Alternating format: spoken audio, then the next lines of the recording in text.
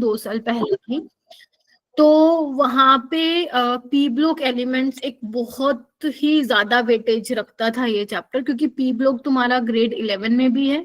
Grade 11 में तुम 2 group की डिस्कशन करते हो, कार्बन फैमिली की और बोरोन फैमिली की, 13 और 14, मतलब 13 आपका बोरोन फैमिली है, 14 आपका कार्बन फैमिली है। और आप जब आप 12th में जाते हो तो वहां पे आप 15 टू लेकर 18 तक के ग्रुप की आप बात करते हो, और अपने आप में एक बहुत वास्ट टॉपिक है। केमिकल बॉन्डिंग को अगर मैं बात करूं, जितने लेक्चर जीओसी को लगते हैं, 12-13 लेक्चर लगते हैं कंप्लीट कराने में, उतने ही लेक्चर्स पी ब्लॉक को भी लगते थे। लेकिन अब क्या हुआ है, अगर तुम लोगों ने एनटीए का सिलेबस देखा होगा जो लास्ट ईयर आया था, उसमें उन्होंने पी ब्लॉक को बहुत ही रिड्यूस कर दिया, मतलब ना के बराबर कर दिया है पी ब्लॉक को। समझ रहे हो? जो पहले पूरा चैप्टर आया करता था, अब वो पूरा चैप्टर ना आके कुछ पोर्शन ही आएगा। लेकिन हम लोग क्या करेंगे, बट हम लोग रिस्क नहीं लेंगे। हम लोग क्या करेंगे, सारा तो नहीं करेंगे, लेकिन जो उन्होंने रिड्यूस भी किया है ना पोर्शन, उसमें से भी हम वो चीजें जरूर करेंगे जो आने की पॉसिबिलिटी है। क्योंकि जो चीजें रिड्यूस हो चुकी हैं पी ब्लॉक में, वो चीजें ऑलरेडी, कुछ चीजें केमिकल बॉन्डिंग में आती हैं, कुछ चीजें पीरियोडिसिटी में आती हैं, या किसी और चैप्टर से लिंक्ड है, तो वो भी हम करेंगे। ठीक है? नहीं तो आज खत्म था ग्रुप 13 और ग्रुप 14, लेकिन हम इसको 3 दिन तो देंगे, 3 से 4 दिन तो देंगे हम इसको, ताकि कोई भी जो क्वेश्चन बनेगा वो आप लोग बना लीजिएगा। ठीक है? तो इसमें आप पीवाईक्यूज खुद से नहीं करेंगे, मैं ही दूंगी आप लोगों को, क्योंकि पीवाईक्यूज में क्या है, पूरा चैप्टर है 13-14। अगर आपको करना है तो आप कर सकते हैं, आपको पता चल जाएगा कि हाँ ये मैम ने क्वेश्चन कराया है, आप कर लोगे, जो नहीं कराया वो छोड़ देना। ठीक है?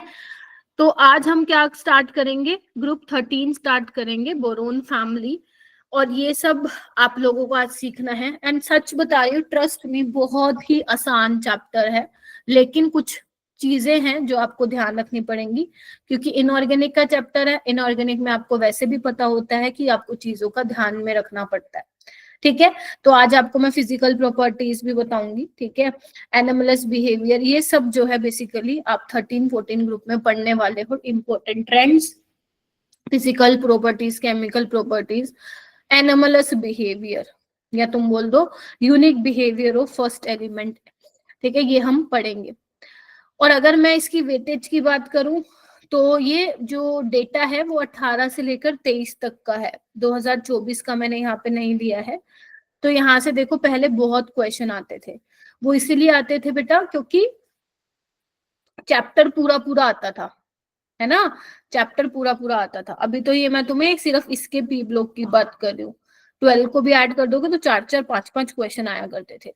बट अगर मैं 2024 की बात करूं, तो 11th और 12th को मिला के ही सिर्फ 2 क्वेश्चन पूछे थे बस। ठीक है? तो अब उनका मन होगा वो 13-14 में से भी दे सकते हैं, उनका मन हुआ तो वो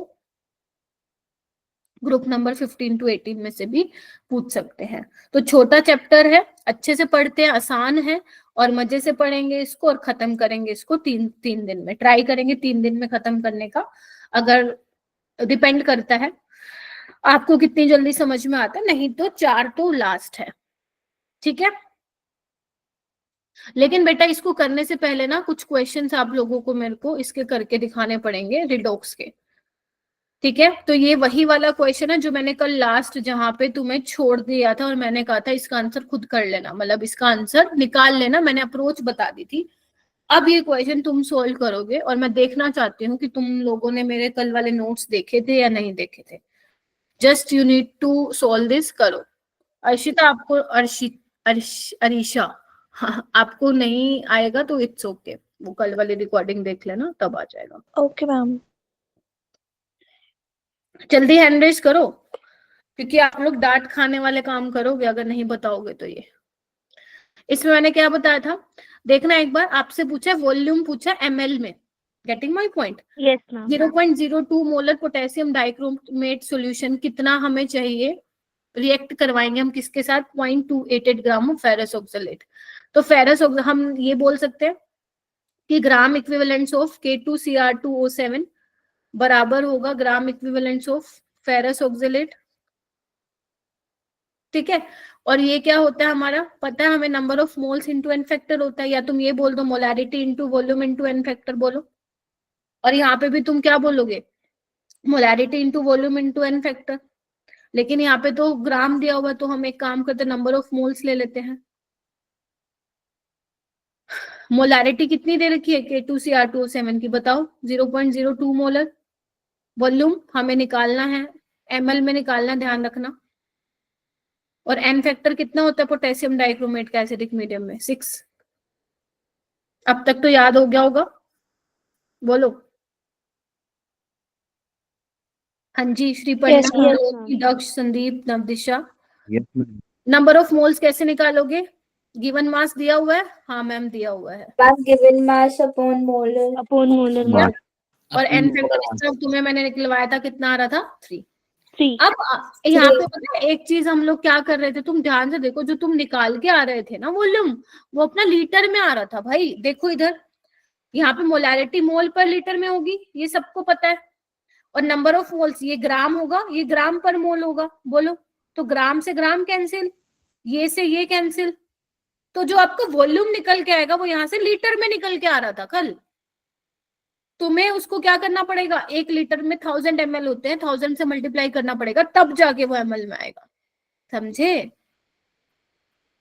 तो जो आप वॉल्यूम निकाल रहे थे ना कल, वो ठीक तो आ रहा था, बट वो लीटर में आ रहा था, अपने को मिलीलीटर में रिपोर्ट करना है। और जब तुम मिलीलीटर में निकालोगे तो वो 50 ml आएगा। मुझे बस यही बताना था, तभी मैंने एक क्वेश्चन दिया था, तुम्हें दिया है दोबारा, तो ध्यान रखना किसमें पूछ रखा उसने, समझे। तो जब भी तुम्हें तभी मैं हमेशा साथ, हमेशा बोलती हूँ मैं कि यूनिट को साथ लेके चलेंगे तो ज्यादा बेटर रहेगा, गलती नहीं होगी हमारी, गलती से भी गलती नहीं होगी। ठीक है, तो इस तरीके से करना था। हो जाएगा क्या, सौरभ, श्रीपर्णा, पूर्वा, अलीशा, आशिया, आलिया, आलिया आई है, आलिया। Yes, ma'am. ठीक है, सलोनी रेगुलर रहो मेरा बेटा। चलिए ये वाला क्वेश्चन करके दिखाइए, फिर हम पी ब्लॉक स्टार्ट करेंगे, जल्दी से ये वाले करके दिखाइए मुझे। Which one of the following is an example of disproportionation reaction.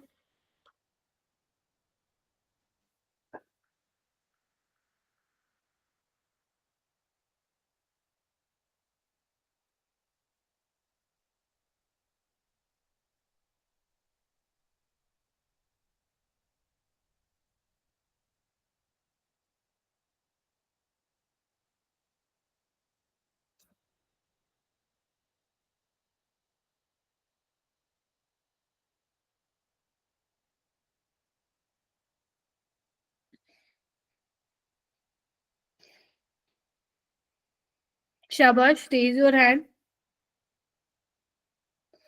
इनमें से कौन सा डिस्प्रोपोर्शनेशन का एग्जाम्पल होगा।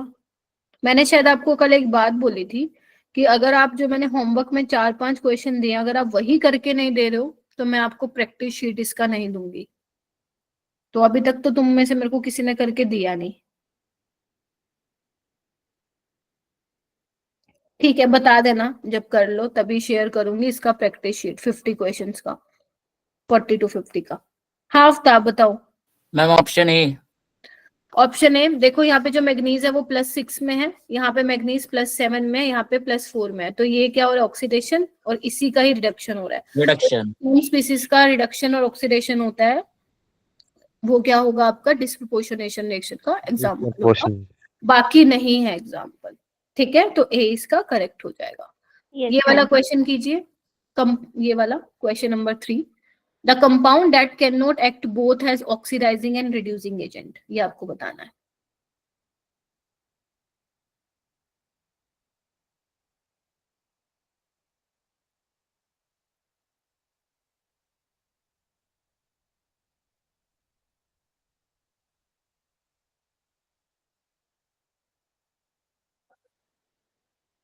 रवीना भी नहीं आई आज,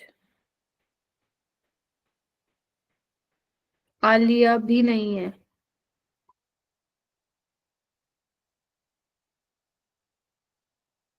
Ma'am, done. Okay,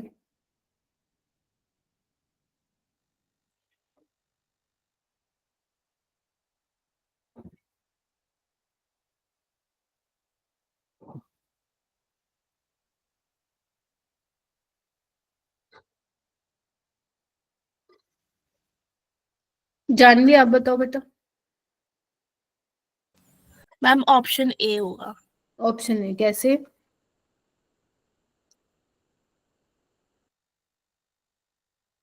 option A कैसे होगा जानवी?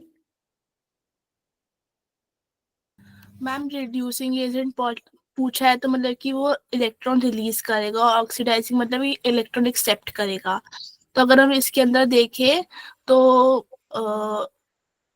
अगर हम ऑक्सीडेशन नंबर निकाले पी का, तो जो वो निकलेगा वो +5 निकलेगा। तो और वो इन सब में से हाईएस्ट ऑक्सीडेशन स्टेट है।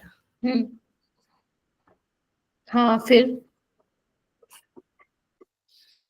हाईएस्ट ऑक्सीडेशन स्टेट का मतलब समझते हो आप लोग? मैंने आप लोगों को शायद बताया था, अगर कोई अपने हाईएस्ट ऑक्सीडेशन स्टेट में तो वो अपने आप को रिड्यूस कर सकता है, ठीक है। Yes ma'am. ऑक्सीडाइजिंग एजेंट की तरह तो ये बिहेव करेगा, मतलब दूसरों को ऑक्सीडाइज करेगा, खुद को रिड्यूस, बट ये रिड्यूसिंग एजेंट की तरह बिहेव नहीं कर सकता, ठीक है। आगे Yes, देखो इसमें फिर क्या बोला हुआ, H2SO3, इसका जब तुम निकालोगे +2 प्लस X-6, तो ये कितना आ जाएगा? 4 आ जाएगा, ठीक है। तो अब सल्फर की मैक्सिमम 6 होती है और +2 भी दिखाता है ना, उससे भी कम दिखा सकता है, तो ये कम में भी जा सकता है, ज्यादा में भी जा सकता है। और H2O2 भी आपको पता ही है, ये भी डिस्प्रोपोर्शनेशन रिएक्शन दिखाता है, ऑक्सीडाइजिंग एजेंट भी है, रिड्यूसिंग एजेंट भी है। HNO2 में देखो +1 प्लस X-4, तो कितना है? 3, और आपको पता है नाइट्रोजन की तो +5 से जाती है, -3 से +5 तक, तो ये भी कम दिखा सकता है, ज्यादा भी। ये एक दिखा सकता है, दो आपसे पूछे, दोनों दोनों की बात कर रहा है वो, ठीक है। तो यानी कि आंसर क्या आएगा मेरा बेटा? ए आएगा, ठीक है। हो जाएगा क्या? yes ma'am. तो इसका ऑप्शन क्या आएगा? ए आएगा। मैम H3PO4 दोनों दिखा सकता है? मतलब दोनों कैसे? मतलब इसमें, अच्छा कैन नॉट पूछा था वो। कैन Okay, नॉट था, ठीक है। चलो ये वाला क्वेश्चन करिए मेरा बेटा, ये बहुत अच्छा क्वेश्चन है, प्यारा सा क्वेश्चन है, ट्राई करेंगे सारे बच्चे और फिर अपना स्टार्ट करते हैं अपना पी ब्लॉक मजे से। चलो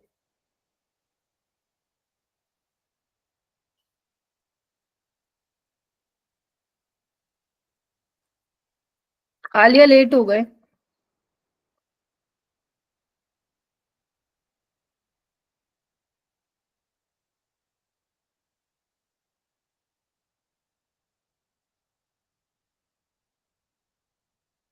जल्दी आया करो।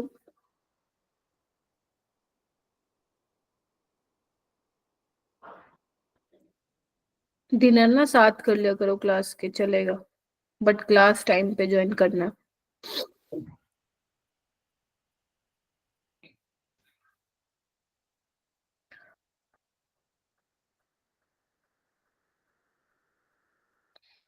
क्वेश्चन को पढ़ो बेटा।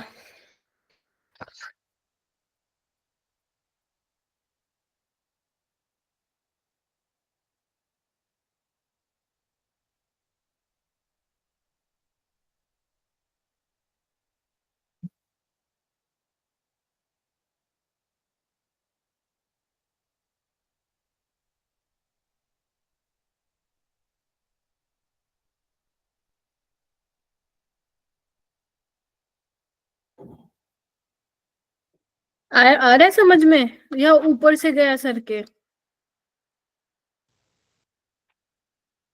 लग तो रहा ऊपर से गया। लव हो रहा है क्या, या ऊपर से गया? नो मैम, आगे समझ। आ गया। चलो कैसे करेंगे फिर बताओ। 50 से बताओ बताओ बताओ। 50 मैम सेंटीमीटर। हाँ हाँ बोलो बोलो। लॉ ऑफ इक्विवेलेंस लगेगा इसमें। Very good. मैम जो volume into molality into n factor, और वही राइट हैंड साइड पे लेंगे। Gram equivalent of potassium dichromate is equal to gram equivalent of H2S, है ना। Yes ma'am. और आपको पता है एसिडिक मीडियम में 6n फैक्टर होता है इसका, एंड अगर मैं H2S की बात करूं तो वो कह रहा है H2S से सल्फर में चेंज हो रहा है, तो -2 से 0 में जा रहा है, तो चेंज कितना आएगा? 2 का, यानी कि n फैक्टर इसमें 2 हो तो वो जाएगा। तो क्या होगा आपका molarity into volume into n factor, ये पोटेशियम डाइक्रोमेट का हो जाएगा और ये किसका हो जाएगा, एक काम करते हैं इसको मोलैरिटी इंटू वॉल्यूम की जगह लिख लेते हैं हम number of moles into n factor. ठीक है जी, निकाले ये। चलो मोलैरिटी कितनी दे रखी है 0.04, वॉल्यूम आपको 50 ml दे रखा है, बिकॉज 1 ml किसके बराबर होता है मेरा बेटा, 1 सेंटीमीटर क्यूब के बराबर होता है। क्लास में एक्टिव रहो, एक्टिव रहो। एन फैक्टर कितने का होता है 6, नंबर ऑफ मोल्स H2S के निकल जाएंगे और एन फैक्टर इसका होता है 2, तो यहाँ से नंबर ऑफ मोल्स मेरे तुम लोगों के निकल के आ जाएंगे 0.04 इंटू 50 इंटू 6 डिवाइड बाय 2। ठीक है, तो ये 3 पे कैंसिल हो जाएगा। ठीक है जी, चलो आगे हम देखते हैं आगे क्या बोला उसने। वो कह रहे हैं कि वॉल्यूम ऑफ, इधर आओ, वॉल्यूम ऑफ 0.03 मोलर, अगर मान लो तुम्हारा KMnO4 की मोलैरिटी इतनी है तो इसका कितना वॉल्यूम तुम्हें चाहिए होगा required to oxidise same amount of H2S। Same amount मतलब जितना ये आया है इसको ऑक्सीडाइज कराने के लिए एसिडिक मीडियम में। यानी कि क्या करूंगी मैं, देखना एक बार क्या करूंगी, हटा दो इसको। तो यहाँ पे मैं लिख रही हूँ KMnO4 के ग्राम इक्विवेलेंट बराबर होंगे अब H2S के, बताओ। Yes, ma'am. Yes, ma'am. Yes ma'am. Yes ma'am. चलो बढ़िया, यहाँ पे मैं 3 लिख दे रही हूँ। देखो तो यहाँ पे KMnO4 के कैसे होंगे, मोलैरिटी दे रखी है मैम, वॉल्यूम हमें पता लगाना है, एन फैक्टर 5 होता है, नंबर ऑफ मोल्स ये रहे और 2 हो जाएगा। तो क्या तुम यहाँ से वॉल्यूम नहीं निकाल सकते हो, बताओ। Yes, ma'am. निकाल सकते। निकालो कितना आ रहा है, चलो निकाल के बताओ मुझे। मैं यहाँ पे ये लिख देती हूँ 0.04 इंटू 50 इंटू 3। मैम एक बार लास्ट वाला स्टेप रिपीट करना, कौन से वाला लास्ट वाला, जो मैम जस्ट अभी करा था। मैं कह रही हूँ जो number of moles of H2S अपन ने निकाले उसको यहीं पुट कर दोगे ना, क्योंकि सेम अमाउंट ऑफ बोला H2S का। तो जो मेरे number of moles of H2S अभी मैंने निकाले थे वो मैंने यहीं पुट कर दिए 0.04 इंटू 50 इंटू 3। तो अब वॉल्यूम क्या आ जाएगा 0.04 into 50 into 6 divide by 0.03 into 5। तो ये कितना आ जाएगा 80 आ जाएगा, 80 सेंटीमीटर क्यूब। निकालो।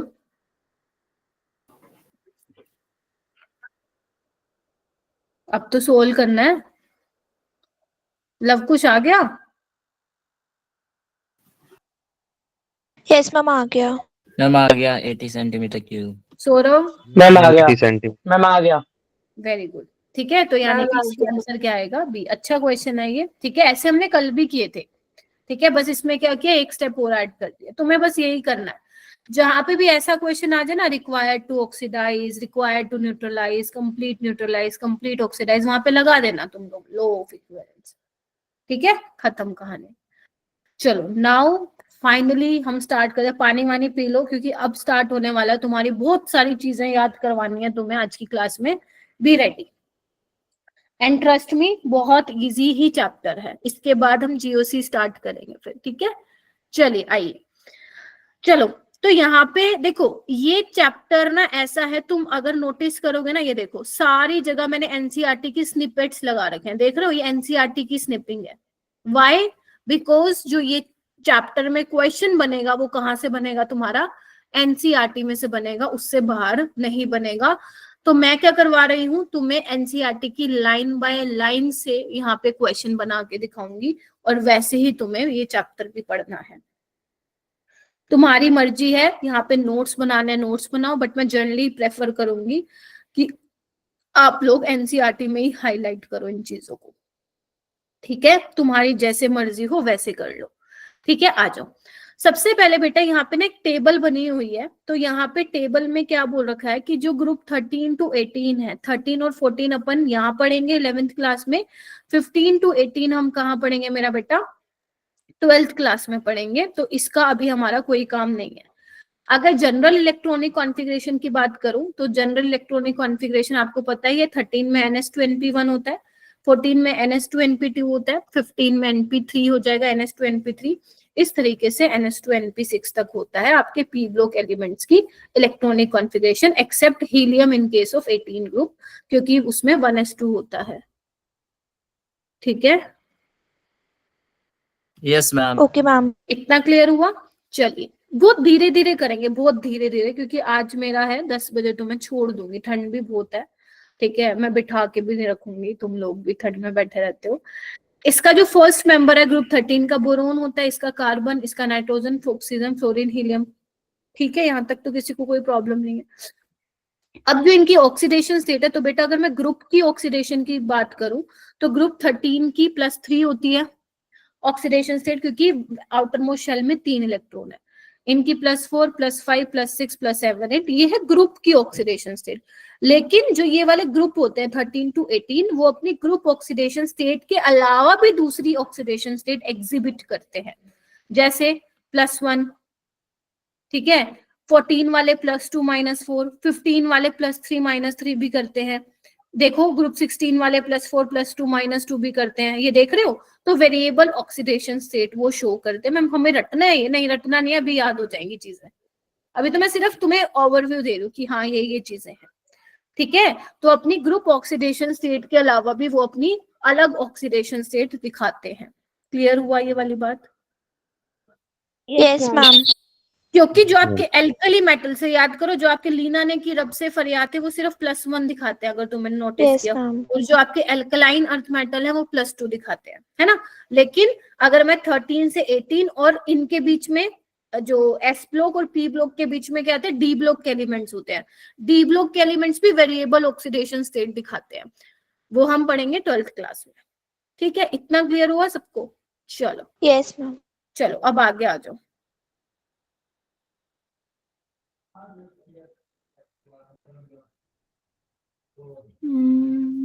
चलो चलो ओके, आ जाओ। जो मैं पढ़ रही हूँ ना, सुनो, आपको कुछ नहीं करना। अगर आप एनसीईआरटी ओपन करके बैठे हो तो आपको सिर्फ वही हाईलाइट करना है जो मैं आपको बताऊंगी। पूरी एनसीईआरटी हाईलाइट नहीं करनी, फिर फायदा ही क्या मेरे पढ़ाने का, तुम खुद ही पढ़ लोगे, ठीक है। चलिए, मैं यहाँ पे सारा करवाऊंगी, मैं यहाँ पे सारा करवाऊंगी, लेकिन जो इंपॉर्टेंट है वो यहाँ पे मैं डिस्कस करूंगी। जैसे ये तुम्हारा पहला ही पेज है एनसीईआरटी का, इस चैप्टर का। तो वो क्या बोल रहे हैं, देखो वो कह रहे हैं कि relative stability of these two oxidation state, कौन सी, group oxidation state and 2 unit less than group oxidation state. मतलब ये कह रहे हैं कि जो वेरिएबल ऑक्सीडेशन स्टेट दिखा रहे हैं ग्रुप्स, ठीक है, ये ग्रुप टू ग्रुप वेरी करती है, जिसको हम अप्रोप्रिएट प्लेसेस पे ही डिस्कस करेंगे। यानी कि ग्रुप 13 में हम ग्रुप 13 की बात करेंगे, 14 की 14 पे बात करेंगे, बस इसने यही लिखा हुआ है, ठीक है, समझ गए? Yes, Yes, ma'am. ma'am. 2 unit less then का मतलब क्या है? 2 यूनिट लेस देन का मतलब है, जैसे देखो +3 है, 2 यूनिट इससे कम कर दो, +1 है, +4, +2 है, ये बोल रहा है 2 यूनिट। बेटा ये पुरानी वाली बुक में मिलेगा मेरा बेटा तुम्हें। अगर तुम्हें पी ब्लॉक की वो चाहिए एनसीईआरटी की पीडीएफ, तो मैं आज क्लास के बाद तुम्हारे ग्रुप्स में शेयर कर दूंगी। और कुछ? मैम बताती जाना मैम, मेरे पास बुक है तो लाइन अंडरलाइन करता रहूंगा। क्या बता यस मैम, मेरे पास भी है। जो मेन पॉइंट्स है ना, वो पुरानी एनसीईआरटी है मेरे पास। जो मेन पॉइंट है जो हाईलाइट कर रहे हैं। अच्छा हाँ ठीक है, वो तो बताऊंगी मेरा बेटा, ठीक है। वैसे मैं ग्रुप में भी शेयर कर दूंगी, जिसके पास नहीं है, ठीक है, जिसके पास नहीं है वो मैं बता दूंगी, मतलब भेज दूंगी, ठीक है। आ जाओ आगे चलते हैं मेरा बेटा। ओके, अब देखो यहाँ पे क्या लिखा हुआ है, ये यहाँ से अंडरलाइन करो, आओ। It is interesting to note that note metals and metalloids only in the P block of the periodic table. Question बन गया यहाँ से, यानी कि जो हमारे P block एलिमेंट्स हैं, तुम्हें वहीं पे नॉन मेटल और मेटलोइड्स देखने को मिलेंगे। Getting my point? मेटलोइड्स मतलब जिनके पास मेटल की भी प्रॉपर्टी होगी और नॉन मेटल की भी, हाँ या ना? Yes, ma'am. ठीक है। Yes, ma'am. यस तुम्हें मैम। पता है जो तुम्हारे एल्कली मेटल्स और एल्कलाइन अर्थ मेटल्स हैं वो तो मेटल्स हैं। पी ब्लॉक में आगे नॉन Yes. मेटल और मेटलोइड्स। डी ब्लॉक एलिमेंट्स होते हैं तुम्हारे ट्रांजिशन मेटल्स होते हैं, which you will discuss in grade 12, ठीक है। ओके, फिर वो बोलता है कि नॉन मेटेलिक करेक्टर एलिमेंट का डिक्रीज होता है। मैम ये भी बात ठीक है। आपको पता है मेरा बेटा, अगर मैं डाउन द ग्रुप बात करूं, down the group metallic character बढ़ता है। Yes ma'am. Yes, ma'am. जैसे यहाँ पे लेट्स से कि मैं बोरोन की फैमिली की बात करती हूँ, क्योंकि वही आज हम पढ़ने भी वाले, बैंगन आलू गाजर इन थैला, तो डाउन द ग्रुप साइज बढ़ेगा। और साइज बढ़ेगा तो इलेक्ट्रॉन आसानी से निकल सकता है, तो मेटेलिक कैरेक्टर बढ़ेगा। मेटेलिक कैरेक्टर का मतलब होता क्या है? Tendency to lose an electron, ठीक है। और अगर मैं लेफ्ट टू राइट देखूं तो नॉन मेटेलिक कैरेक्टर बढ़ता है, तो इसने यही लिखा हुआ है कि जो नॉन मेटेलिक कैरेक्टर है वो डाउन द ग्रुप घटता है क्योंकि मेटेलिक कैरेक्टर बढ़ता है। Getting my point? Yes, ma'am. Yes, फिर ma'am. वो कह रहे हैं, यहाँ से क्वेश्चन बनेगा, इधर आओ। वो कह रहे हैं इनफेक्ट जो हैवीएस्ट एलिमेंट होता है, हैवीएस्ट एलिमेंट मतलब नीचे वाला जो सबसे लास्ट में, जैसे मान लो थैलियम है, जो हैवीएस्ट एलिमेंट होते हैं हर पी ब्लॉक के ग्रुप में वो मोस्ट मेटेलिक होते हैं। क्लियर हुआ इतना? ठीक है।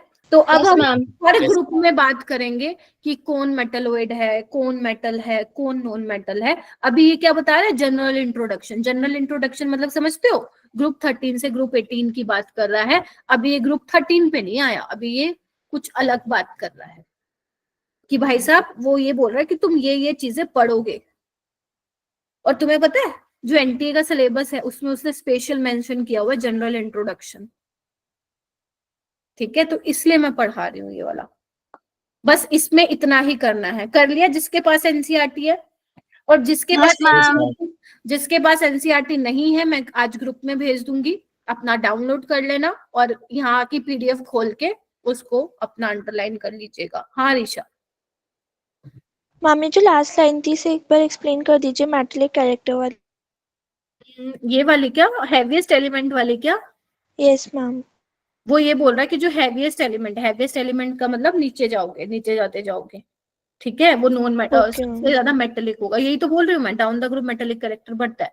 तो अगर मैं बोलूं बेटा इसमें से सबसे ज्यादा मेटेलिक कौन सा होगा, तो तुम कहोगे मैम थैलियम होगा। Helium. ठीक है, चलिए आगे आते हैं। फिर वो कह रहा है कि जो नॉन मेटल्स होती है उनकी हायर आयनाइजेशन एंथैल्पी होती है और हायर इलेक्ट्रोनेगेटिव होती है। ये तो मैम ठीक बात है। एक बात बताओ, मुझे बताते जाना, रोक देना मुझे जहां नहीं समझ में आएगा।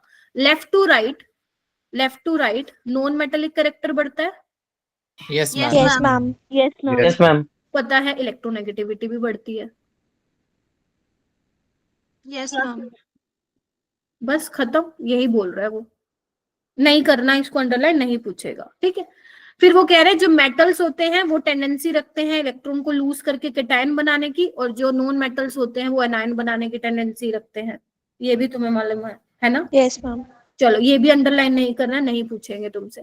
फिर वो कह रहे हैं जो कंपाउंड्स बनते हैं, अगर मान लो अगर आप कोई हाईली रिएक्टिव मेटल ले लो, लेट्स से Na ले लो, और हाईली रिएक्टिव नॉन मेटल ले लो, लेट्स से NaCl ले लो, ठीक है, तो ये क्या बनाता है? जनरली आयनिक कंपाउंड बनाते हैं because of large difference in their electronegativity. ये हमने कहाँ पढ़ा था? केमिकल बॉन्डिंग में, ठीक है। Yes Yes, ma'am. और अगर मैं नॉन मेटल्स की बात करूं तो वो क्या बनाते हैं? कोवलेंट बॉन्ड्स बनाते हैं Bonds. Because of small difference in their electronegativity, ठीक है जी। Yes ma'am. Yes, ma'am. अब ये अंडरलाइन करो, यहां से कहाँ गया? यहां से the non metal oxides are acidic in nature और neutral, whereas metal oxides are basic in nature.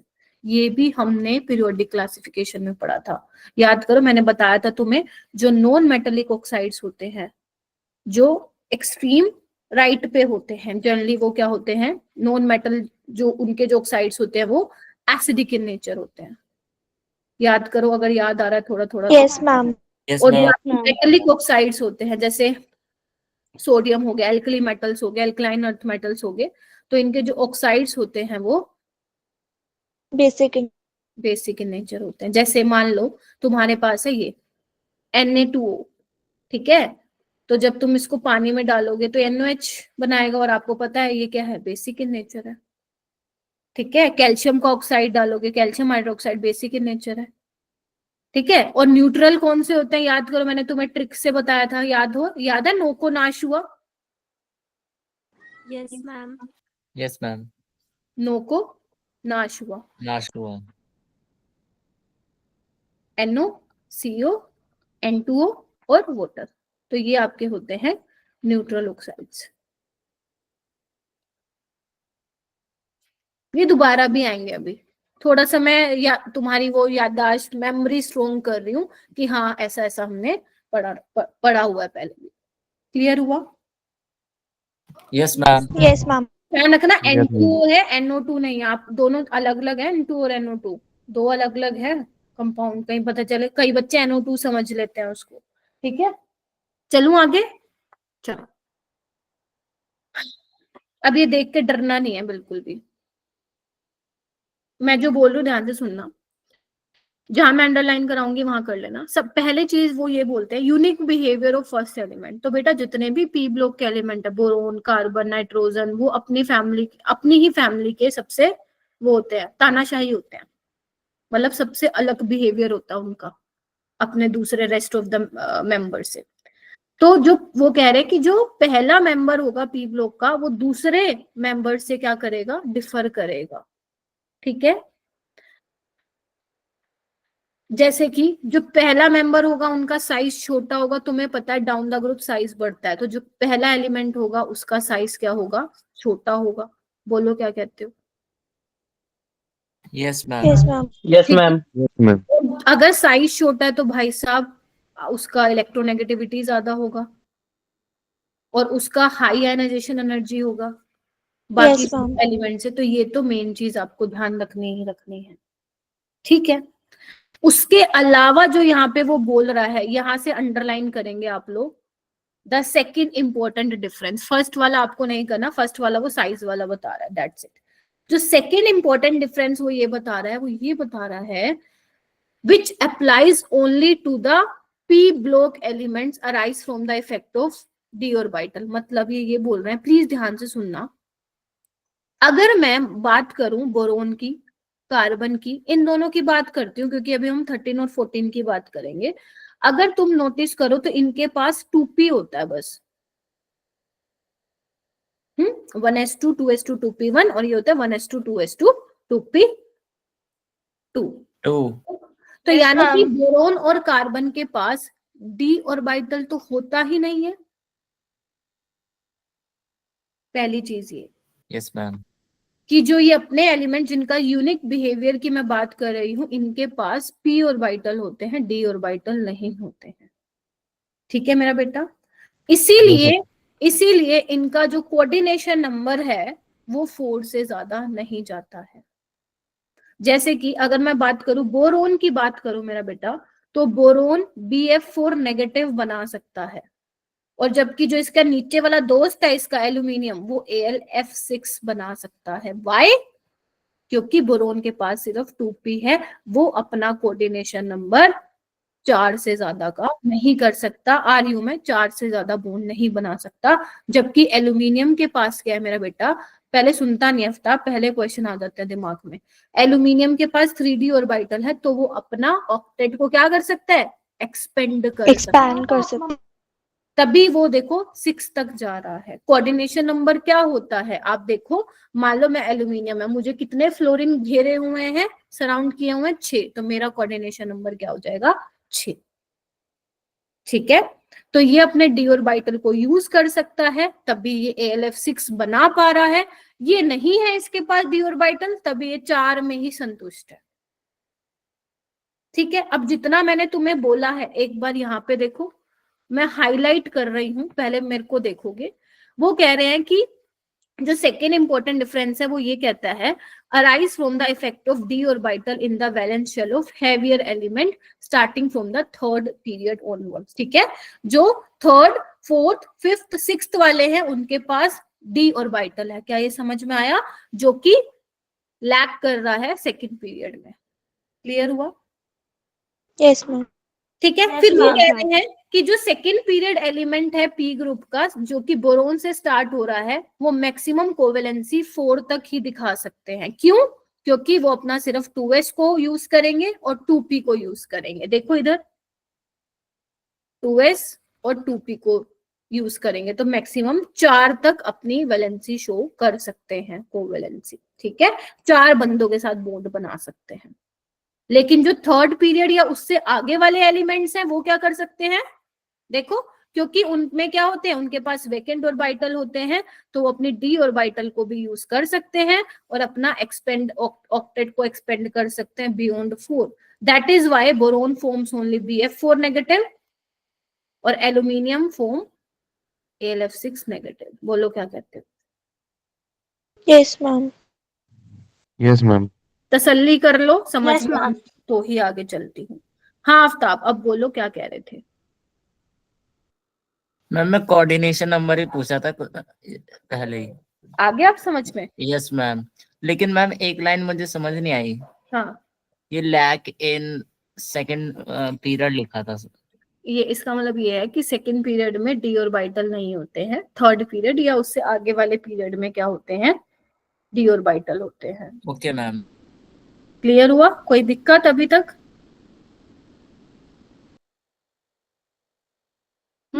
नहीं है ना? पक्का बताओ, है तो रोक दो मुझे कि मैम है दिक्कत, रुक जाओ। No, ma'am, no problem. चलो ठीक है।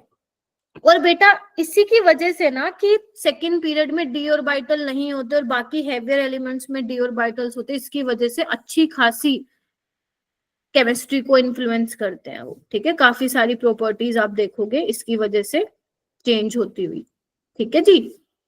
तो वही लिखा हुआ है।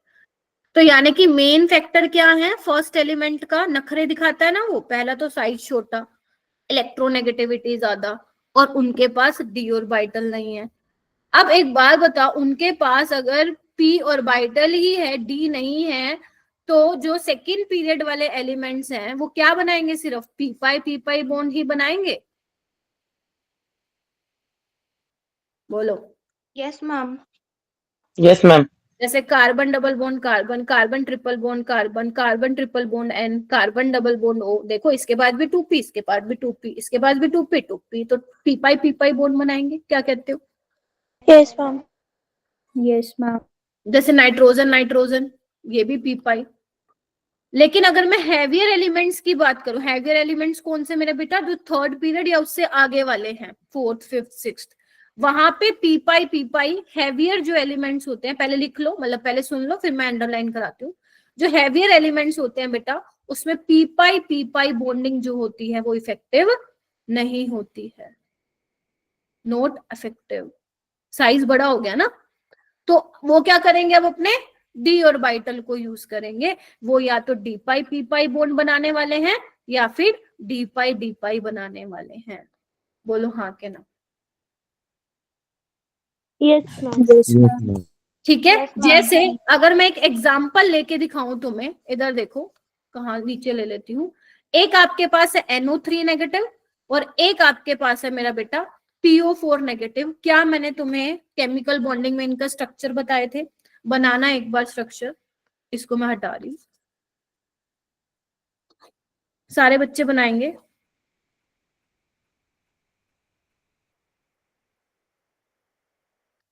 ये तो sp2 था, याद करो।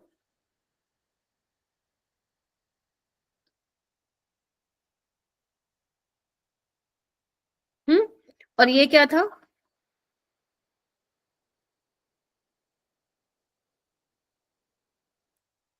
हाफ ऑफ 5+3 कितना होगा था, 8/2 टेट्राहेड्रल।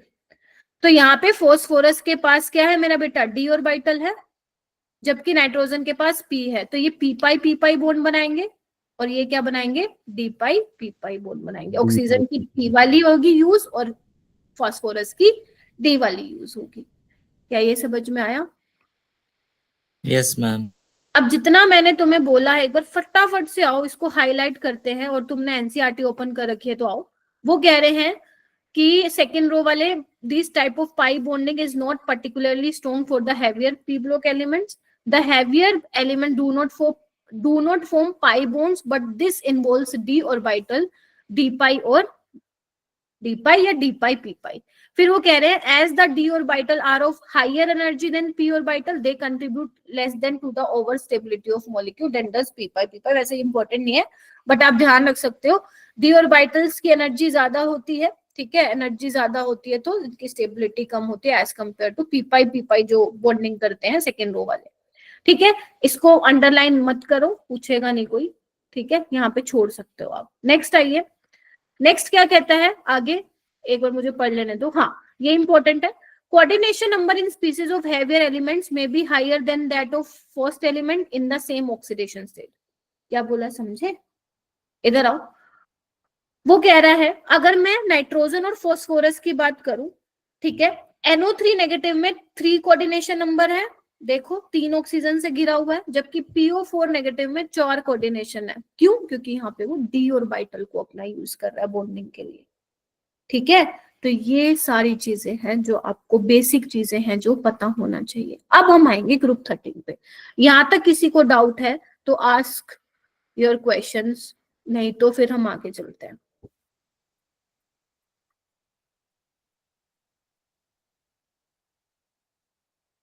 हाँ बेटा। मैम एक बार दोबारा शॉर्ट मेरे वाला बता दो, NO3 और रिवाइज करा दूं PO4। जितना पढ़ाया Yes, अभी तक ma'am. को? चलो यस मैम, पॉइंट आइए। तो सबसे पहले मैंने आप लोगों को ये पढ़ाया, जल्दी आओ 2 मिनट में रिवाइज कराती हूँ जितना मैंने आप लोगों को बताया। सबसे पहले मैंने ये बताया है जनरल इलेक्ट्रॉनिक कॉन्फ़िगरेशन क्या होगी, NS2 होती है पी ब्लॉक की। ठीक है, ग्रुप ऑक्सीडेशन स्टेट के अलावा भी वो दूसरी ऑक्सीडेशन स्टेट शो कर दे जिसको हम टाइम के साथ डिस्कस करेंगे। ठीक है, और डाउन द ग्रुप आपका मेटेलिक कैरेक्टर बढ़ता है, लेफ्ट टू राइट आपका नॉन मेटेलिक कैरेक्टर जो है बढ़ता है। ठीक है, non metallic oxides basic acidic in nature होते हैं, एसिडिक इन नेचर, और मेटेलिक ऑक्साइड्स आपके बेसिक इन नेचर होते हैं। ठीक है, उसके अलावा हमने ये देखा कि जो फर्स्ट एलिमेंट है हर ग्रुप का उसके कुछ नखरे हैं। अब उसके नखरे क्या क्या है, क्या क्या स्पेशलिटी है उसमें जो बाकियों में ऐसा नहीं है। साइज छोटा है, इलेक्ट्रोनेगेटिविटी ज्यादा है, आयनाइजेशन एनर्जी ज्यादा है, उनके पास डी ऑर्बिटल नहीं होते। तो डी ऑर्बिटल ना होने की वजह से वो अपना कोवेलेंसी सिर्फ 4 तक ही दिखा सकते हैं, उससे ज्यादा एक्सपेंड नहीं कर सकते हैं, जबकि बाकी एलिमेंट्स कर सकते हैं। पी पाई बॉन्ड बनाते हैं सेकंड पीरियड वाले, जबकि हैवीएस्ट एलिमेंट पी पाई नहीं बना के डी पाई या डी पाई बनाते हैं। दैट्स इट, बस यही बताया। Yes ma'am, thank you ma'am. हो गया सबका? कोऑर्डिनेशन नंबर, आपका जो सेंट्रल एटम है वो कितने सराउंडिंग एटम से घिरा हुआ है, that is coordination number of central atom. जैसे नाइट्रोजन कितने ऑक्सीजन एटम से सराउंड है? 3, तो कोऑर्डिनेशन नंबर क्या हो जाएगा? 3 हो जाएगा। 3। ठीक है, ओके मैम। अब आ जाओ ग्रुप 13 पे। अब आता है तुम्हारा बोरोन फैमिली। तो आओ भाई आ जाओ, चलो इसको स्टार्ट करते हैं। कलर कौन सा लूं? येलो लेते हैं। तो बोरोन की फैमिली में कौन कौन आता है मैम? बैंगन आता है, आलू आता है, गाजर आता है, और इंथेल आता है। ये आपका boron, aluminium, gallium, indium, thallium. ठीक है, अब मैंने बोला आपको, मैंने क्या बोला था, टॉप टू बॉटम जाओगे तो मेटेलिक कैरेक्टर बढ़ता है। तो बोरोन अपना क्या होता है? नॉन मेटल होता है। ठीक है, यस मैम। और नीचे जाते जाते क्या होता है आपका जो मेटेलिक कैरेक्टर होता है वो बढ़ता होता है, यानी कि थैलियम आपका मोस्ट मेटेलिक है। ठीक है, यस मैम। बस यहाँ से पेपर में तो कुछ नहीं आएगा, बस ये क्योंकि एनसीईआरटी की लाइंस थी तो मैंने आप लोगों को बता दिया। वो कह रहा है boron is a typically non metal, aluminium is a metal but shows many chemical similarities to boron और गैलियम, और नहीं टू बोरोन, मतलब बोरोन और एल्यूमिनियम में कह रहे हैं काफी सिमिलैरिटीज भी हैं जो डिस्कस करेंगे आगे। और गैलियम, इंडियम, थैलियम, इसके बाद वाला जो आता है ना वो आपको याद नहीं करना, are more almost exclusively metallic in character. ठीक है, बस आपको इसमें क्या करना है ये याद नहीं रखना है, सिर्फ ये याद रखना बोरोन नॉन मेटल है, down the group metallic character बढ़ता जाएगा, दैट्स इट। और कुछ याद नहीं रखना है, इसमें कुछ भी नहीं याद रखना। हम इसको हाईलाइट करें? नहीं, छोड़ दो, सिर्फ ये लिख लो जो मैंने लिखा है। हो गया? Yes ma'am. अब यहाँ पे तुम्हें हाईलाइट करना है। देखो पहले टाइम में जब पी ब्लॉक आता था ना, ये वाला जो पैराग्राफ है तुम्हारे एनसीईआरटी में टीचर वो छुड़वा देता था, मैं तो छुड़वा देती थी क्योंकि ज्यादा इंपॉर्टेंट नहीं था, बट उसने अब स्पेशल मेंशन किया है क्या कि बोरोन के कौन कौन से कंपाउंड है। देखो बोरोन क्या बोल रहा है, इस फेयरली रेयर एलिमेंट है। कहाँ कहाँ पे मिलता है? एज अ ऑर्थोबोरिक एसिड, देखो यहाँ पे मिलेगा H3BO3। मैम याद करना है? हाँ अभी याद करके जाओ, क्या नाम है इसका, याद करते जाओ। ऑर्थोबोरिक एसिड बोलते हैं इसको, क्या बोलते हैं? एसिड होता है ये, ऑर्थोबोरिक एसिड। ठीक है, उसके बाद है बोरेक्स, इसमें भी बोरोन है आपका। इसका क्या होता है फॉर्मूला? याद करना है मैम, बिल्कुल करना है। Na2B4O7.10H2O, ये आपका क्या होता है? बोरेक्स होता है। ठीक है, और कहाँ पे मिलता है? देखो in India borax occur in Ladakh and Sambhar Lake Rajasthan, ये आपको याद नहीं करना है। कि कहाँ मिलता है, बट आपको ये पता होना चाहिए H3BO3 क्या है और बोरेक्स क्या है। ठीक है, चलो उसके अलावा क्या है यहाँ पे और क्या क्या चीजें, करनाइट, करनाइट का आपको पता होना चाहिए क्या है, ये Na2B4O7.4H2। मैम ये याद करना है, बिल्कुल करना है। आए पता क्या आएगा बताओ, फिर जो इनमें से कौन सा बोरेक्स का सही फॉर्मूला है, बताओ इनमें से कौन सा करनाइट का करेक्ट फॉर्मूला है, तो वहां पे तुम फंस ना जाओ, इसलिए ये कर लो। ठीक है, यस Okay, मैम। ma'am. लिखो इसको जल्दी।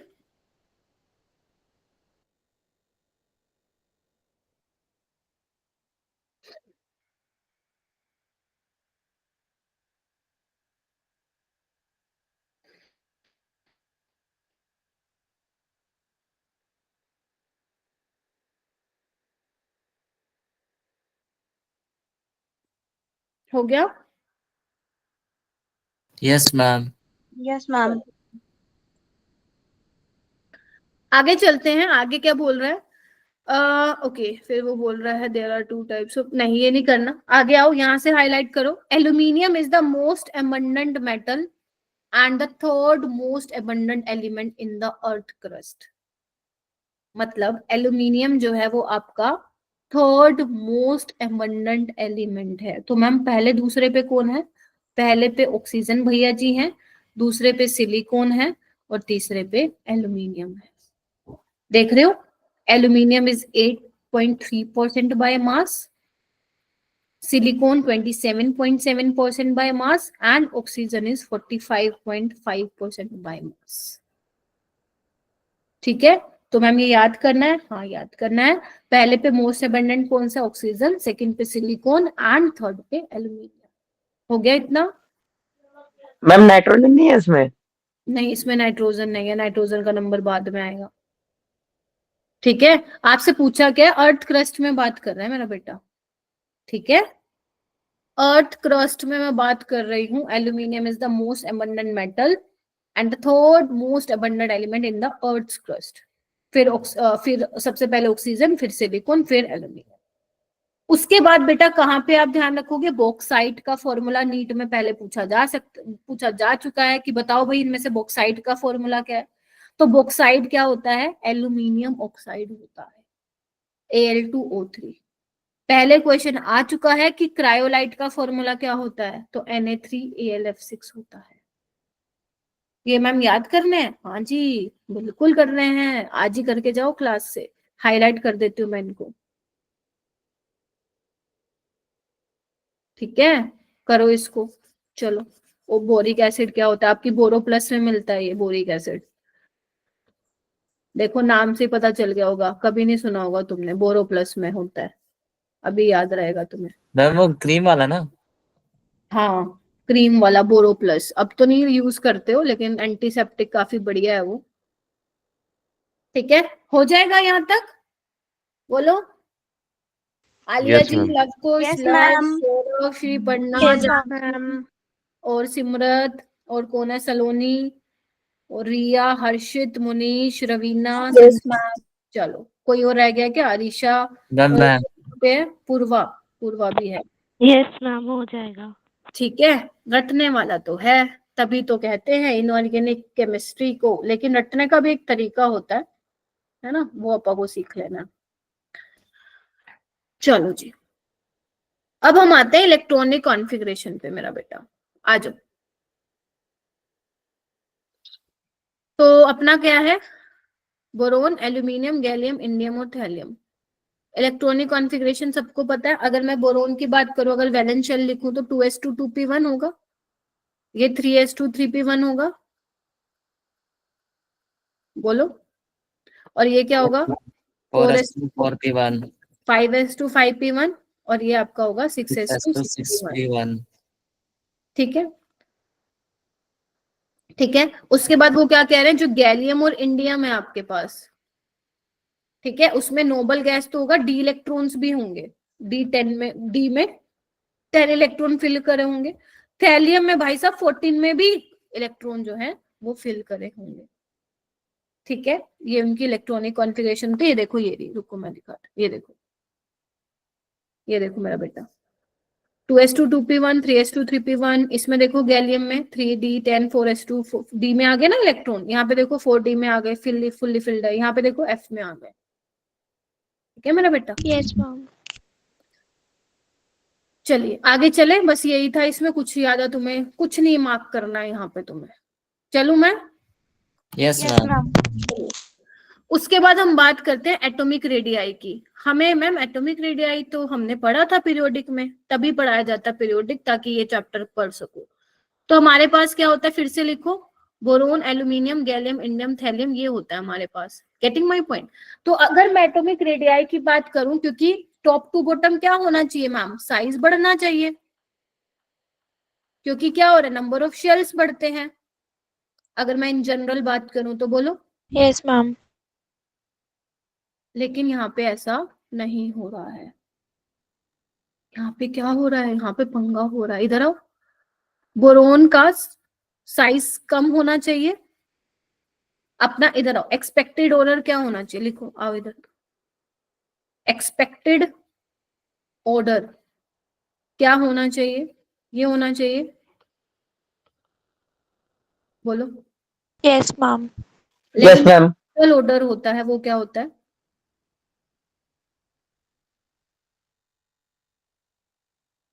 ये होता है। जो गैलियम और एल्यूमिनियम में यहाँ पे पंगा पै जाता है, रोला हो जाता है। मैम ऐसा क्यों?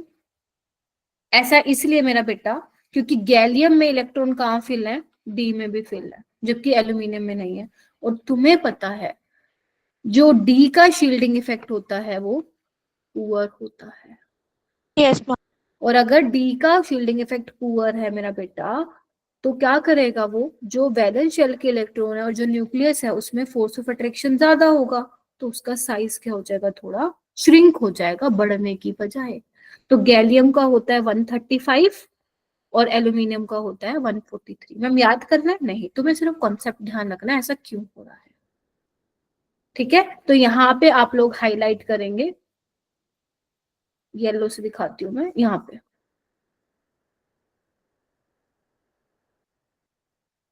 Reason, presence of additional d electron, जिसकी वजह से शील्डिंग इफेक्ट आ रहा है। बस खत्म।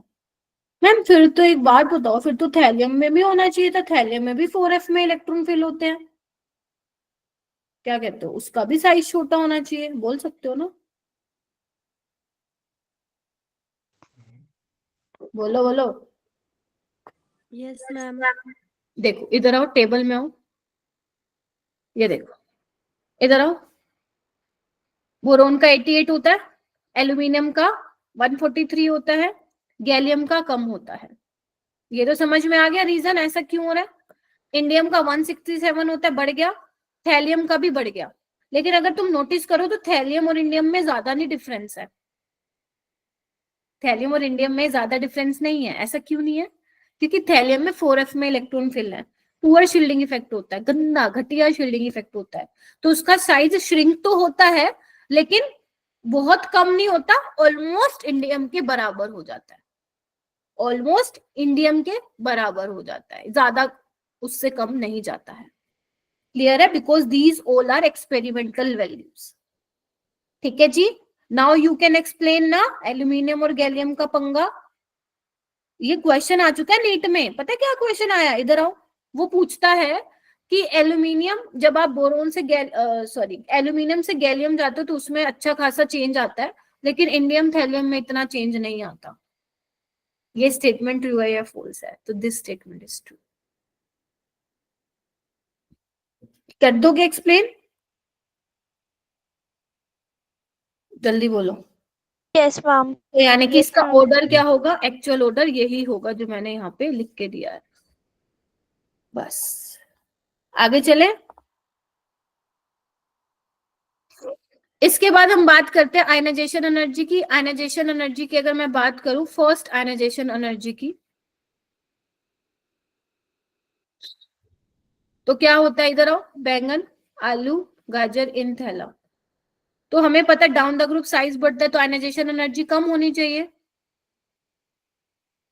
होनी चाहिए ना, बोलो। Yes ma'am. तो यहाँ पे वो क्या बोला, इधर आओ, वो यहाँ पे बोला the decrease from boron to aluminium is associated with increase in size, मतलब बोरोन से जब एल्यूमिनियम जा रहा है तो साइज क्या हो रहा है, बढ़ रहा है, और आयनाइजेशन एनर्जी कम हो रही है, वो तो बात ठीक है, लेकिन उसके बाद कुछ डिसकंटिन्यूटी देखने को मिलती है एल्यूमिनियम और गैलियम में और इंडियम और थैलियम में। याद करो जब तुम्हें मैं पीरियोडिक क्लासिफिकेशन करवा रही थी तो मैंने तुम्हें ये डब्ल्यू बनवाया था आयनाइजेशन एनर्जी में, याद करो, yes ma'am, yes ma'am. Yes, ma'am. Aluminium, gallium, indium, thallium. तो क्या होगा ऑर्डर, बोरोन की सबसे ज्यादा होगी आयनाइजेशन एनर्जी, फिर थैलियम की, फिर गैलियम की, फिर बोलो एल्यूमिनियम, फिर इंडियम की। Then indium. ठीक है, कैसे इसको एक्सप्लेन करोगे, इसको एक्सप्लेन, देखो वैसे तो ये ट्रिक से याद रखो, मैं ये बता देती हूँ कि थैलियम का ज्यादा क्यों इंडियम से, गैलियम का क्यों ज्यादा एल्यूमिनियम से। बोरोन का तो इसलिए ज्यादा बिकॉज साइज छोटा है, ज्यादा एनर्जी देनी पड़ेगी इलेक्ट्रॉन को निकालने के लिए बिकॉज वो टाइटली बाउंड होगा न्यूक्लियस से। गैलियम की क्यों ज्यादा एल्यूमिनियम से, क्योंकि गैलियम में डी में इलेक्ट्रॉन आ चुके हैं, पुअर शील्डिंग इफेक्ट है, फोर्स ऑफ अट्रैक्शन ज्यादा है, ज्यादा एनर्जी देनी पड़ेगी इलेक्ट्रॉन को निकालने के लिए। और थैलियम की क्यों ज्यादा इंडियम से, वही 14 इलेक्ट्रॉन आ जाएंगे एफ में, जिसकी वजह से इसका शील्डिंग इफेक्ट बड़ा ही, क्योंकि खराब है तो फोर्स ऑफ अट्रैक्शन कम हो जाएगा न्यूक्लियस और वैलेंस शेल के बीच में। ये सब मैं बता चुकी हूँ पीरियोडिक में, इसलिए मैं डिटेल में नहीं बता रही बेटा ये वाला पॉइंट, ठीक है। तो लेकिन पूरा जो ऑर्डर होगा वो आप ऐसे ध्यान रखेंगे डब्ल्यू से। क्लियर हुआ? Yes ma'am. Yes, तो यहाँ ma'am. पे वो यही बोल रहा है, इधर आओ, वो यही बोल रहा है एल्यूमिनियम एंड गैलियम में क्या है और बिटवीन इंडियम एंड थैलियम में क्या है, are due to inability of d and f electron which have low screening effect. यही है मतलब पुअर शील्डिंग इफेक्ट बोल दो या लो स्क्रीनिंग इफेक्ट बोल दो, जो कि कंपनसेट करता है इंक्रीज इन न्यूक्लियर चार्ज, मतलब न्यूक्लियर चार्ज वाले फैक्टर को क्या करता है, कंपनसेट, यानी कि स्क्रीनिंग इफेक्ट वाला जो पार्ट है, शील्डिंग इफेक्ट पुअर होता है, वो फैक्टर ज्यादा डोमिनेट कर जाता है। बस इतना ही करना है, ये नहीं करना, ये नहीं करना, ठीक है।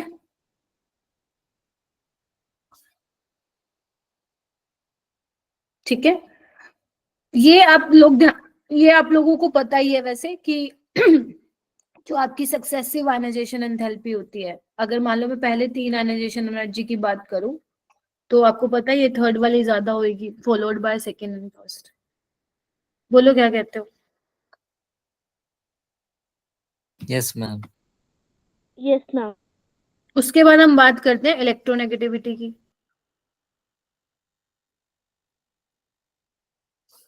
डाउन द ग्रुप साइज बढ़ता है, इलेक्ट्रोनेगेटिविटी कम होनी चाहिए ना, लेकिन ऐसा नहीं होता है। यहाँ पे भी क्या होता है, डिस्क्रिपेंसी आती है। वही किसकी वजह से आएगी डिस्क्रिपेंसी, वही poor shielding effect of D electron in gallium, poor shielding effect of F electron in thallium. तो इसका जो ऑर्डर होता है वो क्या होता है,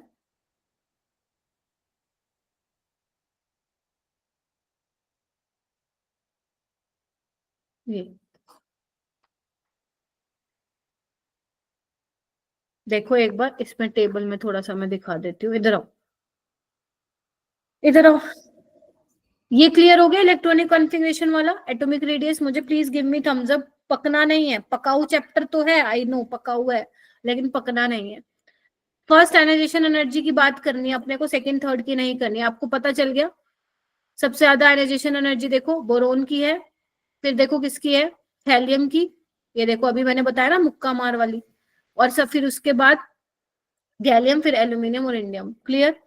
इलेक्ट्रोनेगेटिविटी देखो डाउन द ग्रुप कम होनी चाहिए, ये देखो 2 से 1.5 कम हुई, 1.5 से 1.6 बढ़ गई, फिर बढ़ गई, फिर बढ़ गई भाई साहब। तो सबसे ज्यादा बोरोन की है, ध्यान से देखो, फिर थैलियम की है, फिर इंडियम की है, फिर गैलियम की, और फिर एल्यूमिनियम की है। यही लिखा था क्या मैंने भी? हाँ। तो अब मैम इसको याद कैसे करेंगे? इसको याद करने का तरीका है, करो, भालू, थालू, इंडिया, गए, आलू लेने। ठीक है, ये किसकी ट्रिक है बेटा? इलेक्ट्रोनेगेटिविटी की। तुम्हारे पास ऑप्शन नहीं है, करना पड़ेगा बेटा इसको याद, क्योंकि एक्सेप्शंस तो आएंगी इसमें। भालू थालू इंडिया गए, बोलो क्या लेने गए? आलू लेने। आलू लेने गए। आलू ठीक है क्या? तो भालू यानी कि बोरोन, थालू यानी कि थैलियम, इंडिया यानी कि इन, गए यानी कि गैलियम, आलू यानी कि एल्यूमिनियम। लेने गए। हो जाएगा क्या बताओ? Yes ma'am. पक्का? Yes ma'am. मैम। चलो जी, चलो जी, करें फिर आगे। हो गया इतना? चलो, उसके बाद देखो टेबल पे दोबारा आओ, इधर आओ मेरा बेटा, टेबल पे दोबारा आओ। अब तक कौन कौन सी चीजें हो गई? ये टेबल पता है मैंने क्यों लगाई है? क्योंकि पेपर इसी टेबल में से आता है। तो अपना इलेक्ट्रॉनिक कॉन्फ़िगरेशन हो गया, एटॉमिक रेडियस हो गया, फर्स्ट आयनाइजेशन एनर्जी डिस्कस कर ली, इलेक्ट्रोनेगेटिविटी डिस्कस कर ली, डेंसिटी करनी है तो कर लो, नोट सो इंपॉर्टेंट मैं बता देती हूँ, क्योंकि बोरोन से थैलियम जाओगे मास बढ़ेगा, मास बढ़ेगा तो डेंसिटी बढ़ेगी, तो देखो बढ़ ही रही है डेंसिटी। तो जिसमें कोई एक्सेप्शन नहीं है वो हमारे काम का नहीं है, इसलिए मैं डेंसिटी को नहीं हाथ लगा रही। क्लियर है? आ गया। Yes ma'am. अब हम बात करते हैं मेल्टिंग पॉइंट की। एक बात बताओ, मेल्टिंग पॉइंट सबसे ज्यादा देखो भाई साहब, 2453, 2453, 2453 सबसे ज्यादा मेल्टिंग पॉइंट किसका है? बोरोन का है। क्योंकि भाई साहब इसका जो साइज होता है वो बहुत छोटा होता है, क्रिस्टलाइन स्ट्रक्चर बनाता है वो, B12 तक जाता है ये, B12 आइकोसाहेड्रन स्ट्रक्चर होता है इसका। उसको तोड़ पाना भाई साहब भयंकर मुश्किल है, मेल्टिंग पॉइंट बहुत ज्यादा, और देखो बॉइलिंग पॉइंट भी बहुत ज्यादा। ये इंपॉर्टेंट है मैम। हाँ जी। तो आपको क्या ध्यान रखना है? सिर्फ सबसे ज्यादा किसका मेल्टिंग पॉइंट है और सबसे कम, बस, और कुछ ध्यान नहीं रखना। सबसे ज्यादा किसका है? जल्दी बोलो, सारे बोलोगे। बोरॉन। बोरोन। और सबसे कम किसका है? गैलियम। गैलियम। गैलियम का। समर में भी रूम टेम्परेचर पे लिक्विड होता है गैलियम, मेल्टिंग पॉइंट कम है, बस इतना ही ध्यान रखना है। सबसे ज्यादा किसका है, सबसे कम। पूरा ऑर्डर आपसे नहीं पूछा जाएगा पेपर में। ठीक है जी? Yes ma'am. Yes ma'am. ठीक है, चलिए आगे। और कुछ मैं एक बार चेक कर लेती हूँ, कुछ है इसमें? नहीं, बस यही था। अब आगे आओ, आ जाओ मेरा बेटा। ये देखो यही टेबल से ही है ये, इधर देखो, boron is a non metallic in nature, ये तो पता ही है तुम लोगों को, बोलो। ठीक है, बोरोन नॉन मेटल है, बहुत ज्यादा हार्ड है बेटा, ये एक्सट्रीमली हार्ड सॉलिड है ये। ठीक है, और इसकी एलोट्रोपिक फॉर्म्स भी एग्जिस्ट करती हैं। ठीक है, ये याद रहे तो ठीक है, वरना कोई बात नहीं, बस ये ध्यान रखना बोरोन का साइज छोटा है, नॉन मेटेलिक है। क्या क्या ध्यान रखना, मैं यहाँ पे लिख देती हूँ अलग से, ताकि थोड़ा सा याद भी होता जाए साथ साथ। बोरोन के बारे में क्या बात बोली मैंने? नॉन मेटेलिक है, साइज छोटा है, ठीक है, हार्ड है। ठीक है, और हार्ड होने की वजह से क्या है, इसका क्यों हार्ड है ये? क्योंकि इसका जो लैटिस होता है वो बहुत ज्यादा स्ट्रोंग है। क्रिस्टलाइन लैटिस पता है ना, 3D अरेंजमेंट। Yes ma'am. ठीक है, जिसकी वजह से इसका क्या है, हाई मेल्टिंग पॉइंट है, जिसकी वजह से इसका हाई मेल्टिंग पॉइंट है। क्लियर हो गया ये वाली बात? Yes ma'am. तो यहाँ पे तुम्हारा असर्शन रीजन आएगा कि बोरोन का मेल्टिंग पॉइंट ज्यादा क्यों होता है, तो उसका रीजन क्या होगा? Due to very strong crystalline lattice. ठीक है, जबकि जो बाकी वाले मेंबर होते हैं वो सॉफ्ट मेटल होते हैं, उनका मेल्टिंग पॉइंट कम होता है। फिर उन्होंने देखो एक इंपॉर्टेंट पॉइंट लिखा है, देखो क्या लिख रहा है, मैं हाईलाइट करती हूँ इसको। वो कह रहा है it is worthwhile to note that gallium with unusually low melting point could exist in liquid state during summer, लेकिन उसका बॉइलिंग पॉइंट थोड़ा ज्यादा होता है, makes it useful material for measuring high temperature. बस लिख लिया ये, मतलब हाईलाइट कर लिया मेरा बेटा, इन सबको हाईलाइट कर लो।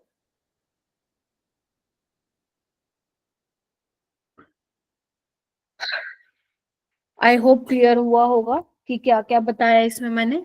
गैलियम का याद रखना है, मेल्टिंग पॉइंट कम होता है, ठीक है, लेकिन बॉइलिंग पॉइंट कंपैरेटिवली ज्यादा होता है, सबसे ज्यादा तो नहीं होता बट हाँ ज्यादा होता है। ठीक है, जिसको वो यूजफुल मटेरियल बनाता है हाई टेम्परेचर को मेजर करने के लिए।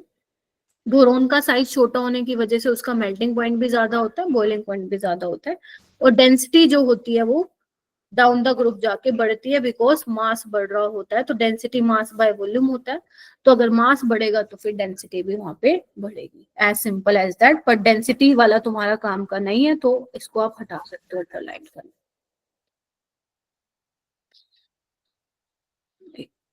ठीक है, इतना क्लियर हुआ? 17 बच्चों को सोना मत भाई, सोना मत। Yes yes ma'am, ma'am. Clear हो गया। यस मैम, क्लियर है। यस मैम वो नहीं करना ना मैम, क्या? डेंसिटी वाला मैम मैंने कर लिया। कोई नहीं, कर लिया तो पढ़ लेना। ठीक है, चलो आगे चलते हैं बेटा। एक क्वेश्चन कर दो फटाफट। वैसे बहुत ही इजी दिया है मैंने क्वेश्चन, लेकिन ये नीट का ही है। इसमें तो पूरी क्लास का हैंडरेज होना चाहिए। अभी भी मेरे को 6 बच्चे ही दिख रहे हैं, 7 बच्चे, 9 बच्चे। इसमें तो जितने बच्चे हैं 17 के 17 सबका हैंडरेज होना चाहिए, तभी तो मजा आएगा क्लास का कि भाई साहब 17 के 17 बच्चे कान खोल के सुन रहे हैं। सोचो कितना प्राउड मोमेंट होगा मेरे लिए। लेकिन यहाँ पे कर ही नहीं रहे हैं। मैम बाकी सो गए। हाँ सो गए। Yes ma'am. आशिया सो गई, हर्षित सो गया क्या? यशवी नींद आ गई? संदीप कौर सो गए, नींद आ गई। सलोनी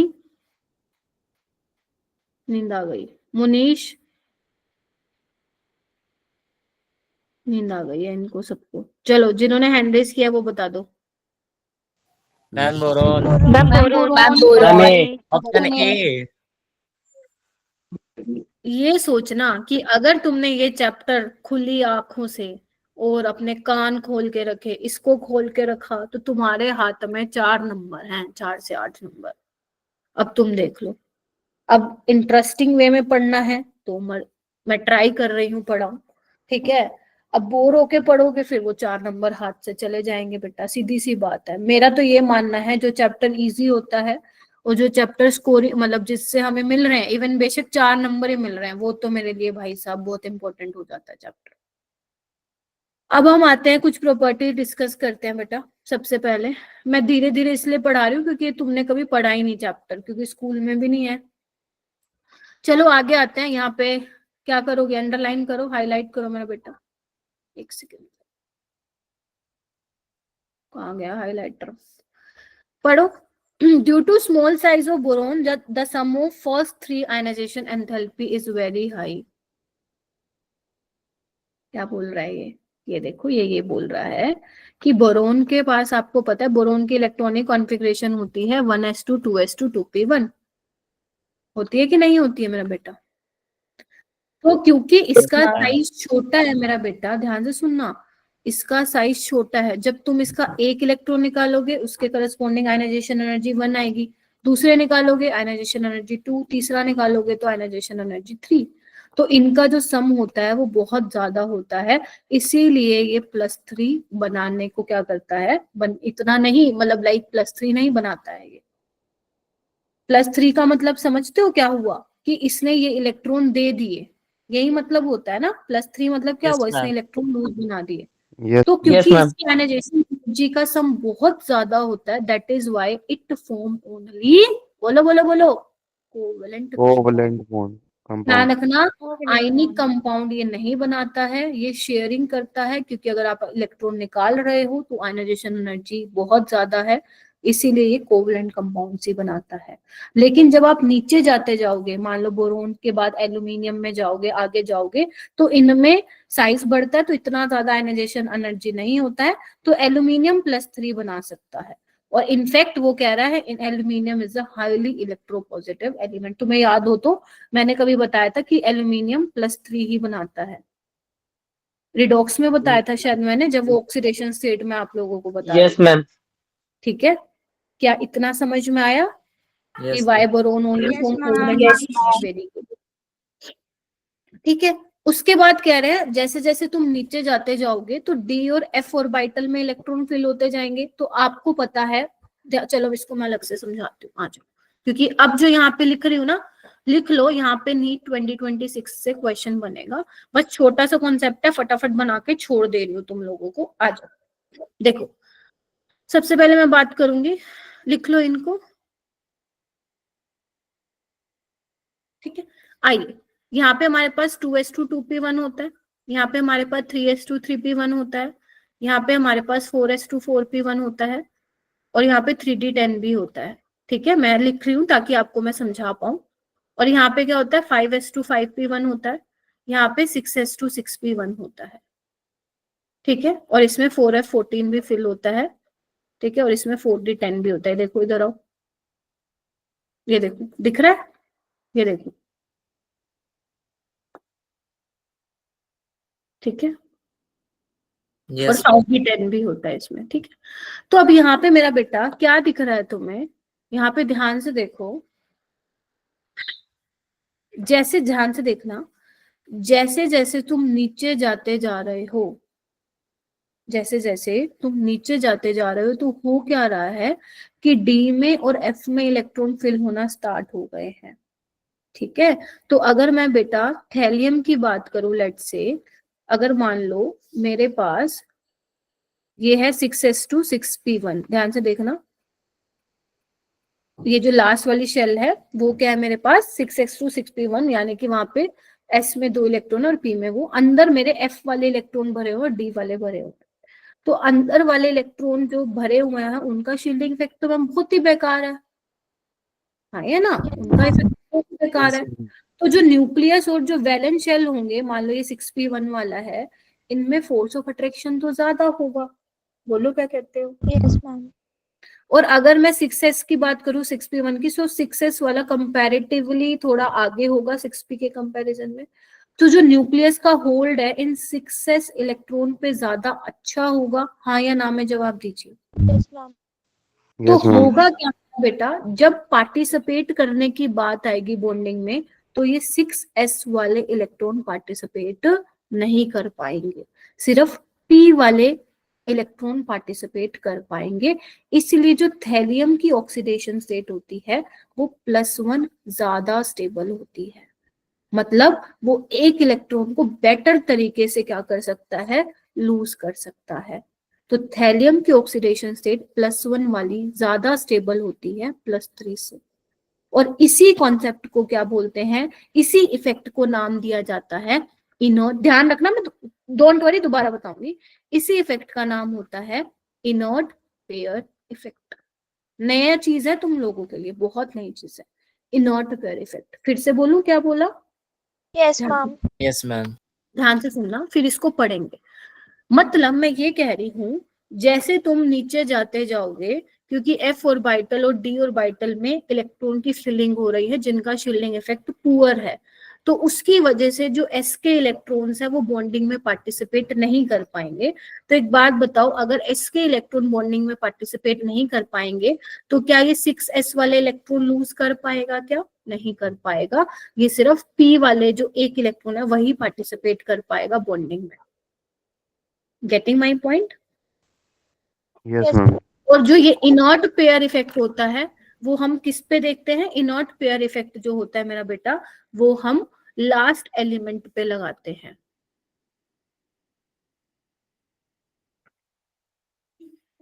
यानी कि, फिर से सुनो, अभी तुम क्वेश्चन मत पूछना, मेरे को पहले पूरा बोलने दो। यानी कि जो अपना ग्रुप 13 वाले एलिमेंट्स हैं वो दो तरह की ऑक्सीडेशन स्टेट दिखा सकते हैं। कौन कौन सी? +3 और +1। बोलो क्या कहते हो? ठीक है, अब बोरोन जो है वो +3 दिखाएगा, एल्यूमिनियम +3 दिखाएगा, लेकिन जो गैलियम, इंडियम और थैलियम है वो दोनों तरह की ऑक्सीडेशन स्टेट दिखा सकते हैं, +1 +3 भी +1 भी दिखा सकते हैं। Reason? Due to inert pair effect. अब एक बार जितना मैंने ये कहानी बोली है एक बार ये पढ़ लो, तुम देखना तुम्हें खुद ही समझ में आ जाएगा, ध्यान से पढ़ना।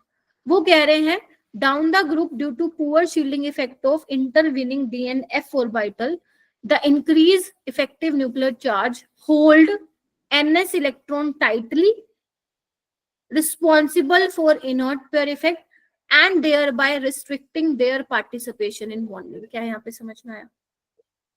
फिर वो कह रहे हैं as a result of this only p orbital electron may involved in bonding. In fact, in gallium, indium, thallium, both +1 and +3 oxidation state are observed. देखा गया कि गैलियम, इंडियम, थैलियम में +3 ऑक्सीडेशन स्टेट के साथ साथ +1 भी देखने को मिलती है. लेकिन सबसे ज्यादा क्या बोलूं मैं, डाउन द ग्रुप जाते वक्त लोअर ऑक्सीडेशन स्टेट क्या होती है, ज्यादा स्टेबल होती है. यानी कि जो थैलियम है, ध्यान रखना थैलियम, उसमें +1 ऑक्सीडेशन स्टेट ज्यादा प्रीडोमिनेंट होती है. इतनी चीज क्लियर हुआ? Yes ma'am. Yes ma'am. इसको मैं अलग से लिखवा देती हूँ. आ जाओ, मैं एक बार अलग से लिखवा देती हूँ जो पॉइंट इंपॉर्टेंट है. ये वाला मैं कल पढ़ाऊंगी, केमिकल प्रॉपर्टीज वाला पार्ट. ठीक है, अभी आ जाओ जो मैंने वो इनर्ट पेयर इफेक्ट वाला बताया है. तो बेटा अगर मैं बात करूं बोरोन के केस में तो ये +3 दिखाएगा. एल्यूमिनियम की बात करूंगी तो ये +3 दिखाएगा. ठीक है, गैलियम की बात करूंगी, इंडियम की बात करूंगी और थैलियम की बात करूंगी तो ये +1 भी दिखा सकते हैं और +3 भी दिखा सकते हैं. ऐसी बात नहीं है थैलियम +3 में दिखाएगा. ठीक है, और क्या पॉइंट लिखोगे कि down the group lower oxidation state is more stable. बोलो. Yes ma'am.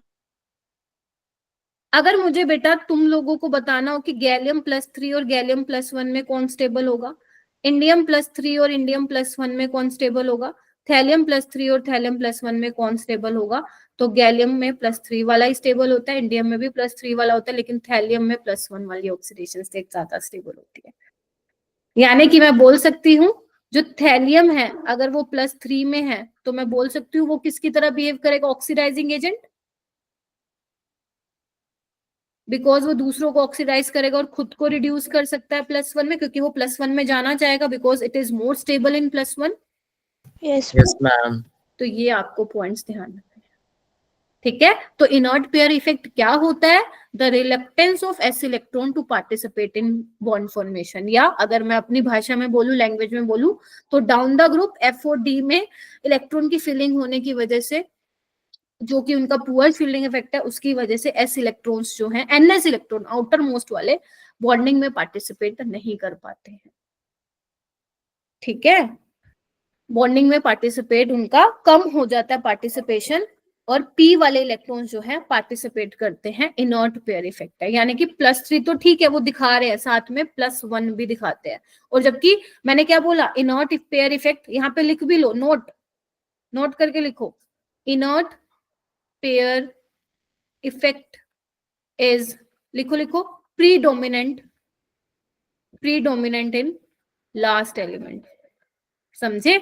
यानी कि थैलियम में, तभी तो मैं बोल रही हूँ ना थैलियम की +1 वाली ज्यादा स्टेबल होगी. मतलब 3 वो बड़ी मुश्किल से निकाल पाएगा, लेकिन p वाला एकदम से निकाल देगा. क्लियर हुआ? Yes ma'am. तो बस यही बोल रखा है. Yes ma'am. इसलिए वो कह रहे हैं जो +3 ऑक्सीडेशन स्टेट वाले होंगे वो हाईली ऑक्सीडाइजिंग होंगे, क्योंकि वो अपने आप को रिड्यूस कर सकते हैं +1 में. बस ठीक है, बाकी मैं कल कराऊंगी आप लोगों को. ठीक है, अभी ये रहने दो. मैम लास्ट की लाइन दिखाना एक बार मैम. ले लो भाई, कहाँ गई? इसको ऐसे के ऐसे रहने देना. स्लाइड में जो है उसको इधर पढ़ने की भी जरूरत नहीं है, सिर्फ उतना ही पढ़ना जितना मैंने कराया है. कल मैं थोड़ी अपनी स्पीड बढ़ाऊंगी क्योंकि बेसिक मैंने तुम्हें बता दिया है सब कुछ. ठीक है जी, ओके मैम. चलो लिखवाया था वो एक बार रिपीट कर दीजिएगा. फिर से बोलो. जो आपने अभी नोट लिखवाया था वो रिपीट. मैंने ये लिखवाया कि जो आपका इनर्ट पेयर इफेक्ट होता है वो प्रीडोमिनेंट होता है लास्ट एलिमेंट में, मतलब लास्ट एलिमेंट पे इनर्ट पेयर इफेक्ट लगाते हैं हम. ठीक है, उसके बाद बस बाकी हम कल करेंगे. ये कुछ क्वेश्चंस मैंने दिए हैं, मैं बता देती हूँ इसमें से कौन सा क्वेश्चन करने को रहेगा तुम लोगों का. है क्या कोई क्वेश्चन करने को? एक तो ये कर लेना, ये वाला क्वेश्चन, मेल्टिंग पॉइंट किसका हाईएस्ट होता है, जिसपे टिक लगा रही हूँ. बस एक ही हो पाया है, ज्यादा हो नहीं पाया आज, कोई बात नहीं, इट्स ओके. एक मिनट मैं देख लेती हूँ और कोई और है नहीं, आपको वो करना है। उसके अलावा एक ये क्वेश्चन भी कर सकते हो आप, ठीक है, 2022 में आया था ये, ठीक है, समझ रहे हो आप, जिसपे मैं टिक लगा रही हूँ, yes Yes. Ma'am. Yes, ma'am. ये भी कर सकते हो, ये भी कर सकते हो, इनर्ट पेयर इफेक्ट पे, हालांकि मैं कल भी करवाऊंगी, ये भी कर सकते हो, ये भी कर सकते हो, ये भी कर सकते हो, मतलब जिसपे मैं टिक लगा रही हूँ बस। ये एक बार ट्राई कर लेना, बाकी कल जब आओगे, कल है ना क्लास अपनी, नहीं है? No ma'am. ठीक है, कोई बात नहीं, तो जब आप मिलोगे मेरे को नेक्स्ट टाइम तो वो करेंगे। अभी ना, अभी